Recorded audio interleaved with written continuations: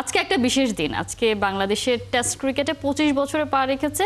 Exactly 2000 সালের এই 10ই November ভারতের সাথে একটা মাত্র টেস্ট দিয়ে বাংলাদেশ তাদের টেস্ট জার্নি শুরু করেছে।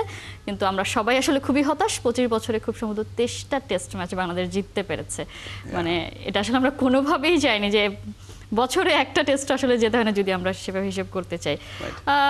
এই স্বপ্ন দেখে তো নিশ্চয়ই আমরা টেস্টে যাত্রা শুরু করিনি। কেন আসলে স্বপ্ন আর বাস্তবতা এত বেশি ফারাক? এমনি আমার খুব জানতে ইচ্ছে করছে, আপনার কি মনে আছে এই ফার্স্ট টেস্টের কোনো মেমোরি? আপনি কি দেখেছিলেন খেলা? ওই সবে আপনার মনে আছে কিনা? দেখেছি, ঢাকায় খেলা হয়েছে।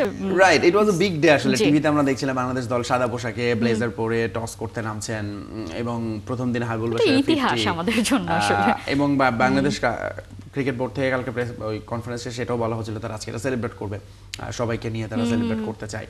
আমিনুল ইসলাম বুলবুলের পর সেঞ্চুরি, সবকিছু মিলে হ্যাঁ টেস্টের আপনি যে পরিসংখ্যান দিলেন সেটা আসলে খুবই খুবই পোর। কিন্তু এগেইন ধরুন যারা বড় বড় টেস্ট খেলোয়াড় দেশ, তাদের আবার টেস্ট হিস্ট্রিটা 100 বছর 200 বছর বা এরকম লম্বা সময় ধরে তারা ক্রিকেটটা খেলছে, যেটা আসলে বাংলাদেশের জন্য 25 বছর স্টিল মনে হচ্ছে অনেক।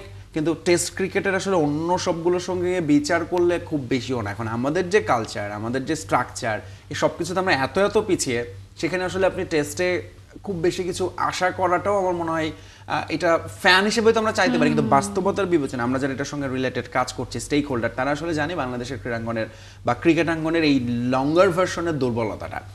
এখন ধরুন যে বাংলাদেশ টেস্ট ক্রিকেটে এত দীর্ঘ সময়ে ভালো করেনি এবং এখনো যে আসলে খুব বেশি আশা আছে আমরা সেরকম দেখি না। কারণ লঙ্গার ভার্সনে এখনো কথা হয় বিপিএল নিয়ে, কালকেও বিসিবি প্রেসিডেন্ট বলছে লিস্টে ক্রিকেট তারা সারা দেশে চালু করতে চান। কিন্তু আমাদের যেটা সবচেয়ে গুরুত্বপূর্ণ দেওয়ার কথা, যেটা তো অটোমেটিক্যালি আপনি যখন লঙ্গার ভার্সন রেড বলে ভালো করা শুরু করবেন, সেটা প্রভাব আপনার শর্টেস্ট ফরম্যাট অফ গেমে পড়বে। কিন্তু বাংলাদেশে এই জায়গাটা সব সময় আসলে অবহেলিত থেকে গেছে। সেটা উইকেট ওয়াইজ এখনো 5 দিনের তো লঙ্গার ভার্সন হয় না, 4 দিনে হয়। একেবারে আপনি যদি মানে গ্রাউন্ড রিয়ালিটি চিন্তা করেন যে কোনো কিছুই আসলে আমাদের ঠিক নেই। লঙ্গার ভার্সন ক্রিকেট খেলার মানসিকতা, আমাদের ন্যাশনাল টিমের ক্রিকেটাররা দিনের পর দিন এনসিএল খেলেননি, সেটা ধরুন একে ধরুন আমাদের টপ টায়ারের ক্রিকেটাররা, তারা এটাকে গুরুত্বপূর্ণ মনে করেননি। ফলে টেস্টে আসলে আমরা কতটা সিরিয়াসলি নিয়েছি এটাই বোধহয় সবচেয়ে বড় প্রশ্ন। আমরা সবসময় খুশি থেকেছি, আচ্ছা ওয়ানডেতে আমরা ভালো করছি, টি-20তে আমরা টুকটাক ম্যাচ জিতছি, টেস্টে মাঝে মাঝে জিততে পারছি এবং সেটাই আমাদের কাছে মনে হচ্ছে এটাই আমাদের সর্বোচ্চ সাফল্য।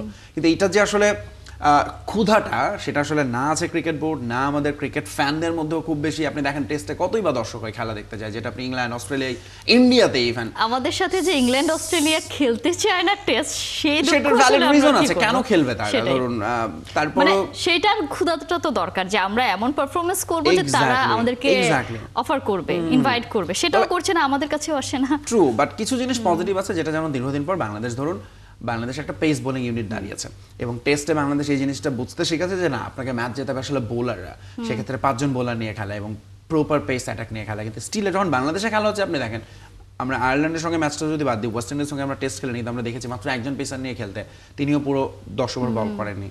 সিলেটে আয়ারল্যান্ডের সঙ্গে খেলা হচ্ছে, এখানেও বাংলাদেশ আমি জানি না হয়তো স্পিন হেভি একটা অ্যাটাক নিয়ে খেলতে নামে, যেটা আসলে খুবই খুবই ভোগাবে বাংলাদেশকে পরবর্তীতে যখন খেলতে যাবে বড় দলগুলোর সঙ্গে এগেনস্ট। এবং এখন টেস্টের যে টায়ারের কথা বলা হচ্ছে, টেস্ট চ্যাম্পিয়নশিপ হচ্ছে, সবকিছু আসলে বাংলাদেশের জন্য সামনের সময়টা আরো বেশি কঠিন চ্যালেঞ্জিং করে দেবে।